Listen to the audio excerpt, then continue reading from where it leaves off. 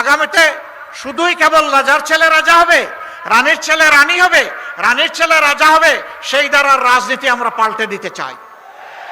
আমরা চাই আমার একটা শ্রমিক ভাইয়ের, একজন কৃষক ভাইয়ের অথবা চা বাগানের একজন শ্রমিক ভাইয়ের সন্তানের মেধা যদি থাকে, যোগ্যতা যদি থাকে, ইনশাল্লাহ সে হবে আগামী দিনের প্রধানমন্ত্রী। আমরা সেই বাংলাদেশ গড়তে চাই। আবার একদল আছে মা বোনকে সম্মান দিতে পারে না। আমি এর প্রতিবাদ করি, এখন আমার বিরুদ্ধে মিসাইল ছাড়া শুরু করেছে।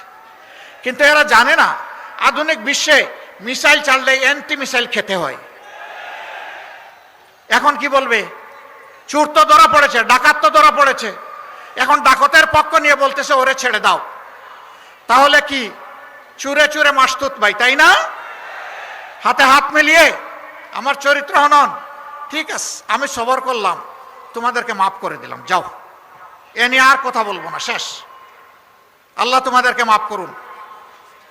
আমার নামে জঘন্য, আমি মা বোনদের ইজ্জতের পক্ষে অবস্থান নিয়েছি, শক্ত গলায় কথা বলি, এই জন্য ওইটা জোড়েই আমার বিরুদ্ধে মিসাইল মেরে দিছে, চিন্তা করেন।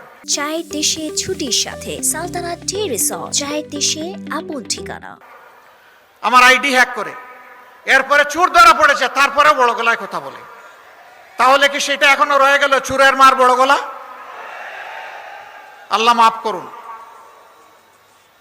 সম্মানিত সিলেটবাসী, আমি আপনাদের সন্তান।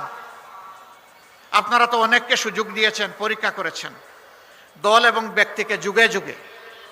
একবার আপনারা আমাদেরকে একটু সুযোগ দেন, আপনাদের মূল্যবান ভোটের আমানত একটু আমাদেরকে আপনাদের দিয়ে সাহায্য করেন।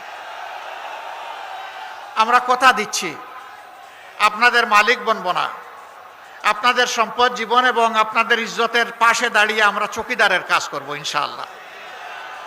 আমরা পাহারা দিব ইনশাআল্লাহ, যার যে মর্যাদা তার হাতে তুলে দেব ইনশাআল্লাহ।